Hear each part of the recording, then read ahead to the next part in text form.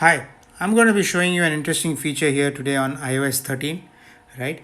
So I'm going to open Safari and I'm going to be opening the Apple website.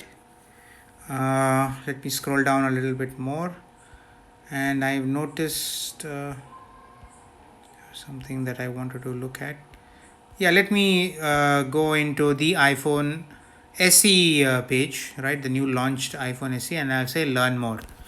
Now, when I start scrolling down, as you can see, there's a very lengthy web page, right? There's a lot of information there. A friend of mine wanted this update, so he's asked me to send him this update. So what I'm going to do right now is I will take a screenshot, right? So I've got my shortcut. So by the way, this little button that you see here is assistive touch, something that I've activated here. It's like a mini home button and it does a lot of things here. So I'm going to click onto this and go into here, and I will click my screenshot.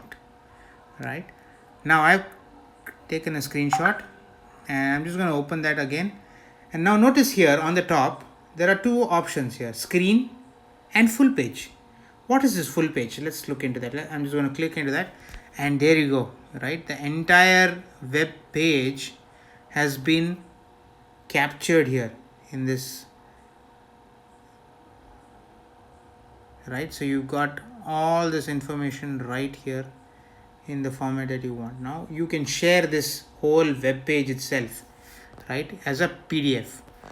You can share it via airdrop, you can share it on any of these applications that you wish to share it with, right? So I'm just going to click out messages, iMessages, and I'm going to find out one of my contacts I wish to share it with, and there it is, right? It's shared. Now I have option. If I click done, I can save this PDF to files or delete screenshot. I'm going to delete it because if I want to, I can always do it again, right? So this is an amazing new feature that has come with iOS 13, where you can take screenshots as well as screen grabs of the entire web page that you are browsing onto.